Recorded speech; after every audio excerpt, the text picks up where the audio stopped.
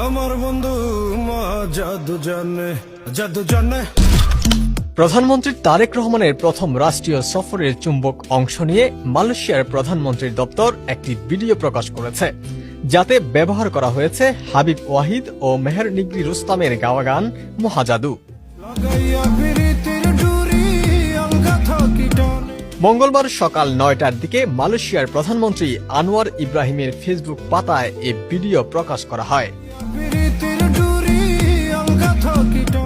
2 minute 40 সেকেন্ডের এ ভিডিওতে দুই দেশের সরকার প্রধানের বৈঠক, মধ্যাহ্নভোজ, সাংস্কৃতিক আয়োজন সহ নানা কর্মসূচি তুলে ধরা হয়েছে। ভিডিওতে একটি বৈঠকের গুরুত্বপূর্ণ মুহূর্ত তুলে ধরা হয়। মালয়েশিয়ার প্রধানমন্ত্রীর এ বক্তব্য তুলে ধরার সময়ও আবহ সঙ্গীত হিসেবে মহাজাদু বাজতে থাকে।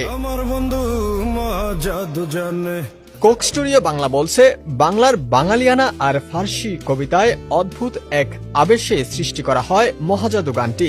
বাউল সাধক দূরবীন শাহর শিষ্য গীতিকবি খোয়াজ মিয়ার কথা আর হাবিব ওয়াহিদ ও মেহের নিগ্রি রুস্তামের কণ্ঠে গাওয়া গানটি হয়ে উঠেছে প্রেম আর অনুভূতি প্রকাশের এক নতুন সুর, যে সুর সময় আর সীমানার গণ্ডি পেরিয়ে গড়ে তুলেছে প্রেমের জাদুকরী গল্প।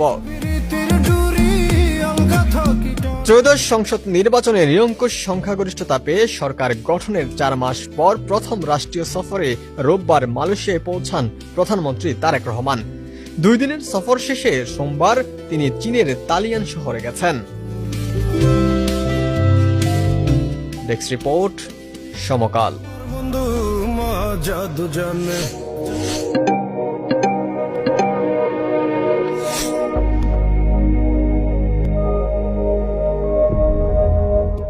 আমার বন্ধু জাদু জানে জাদু জানে।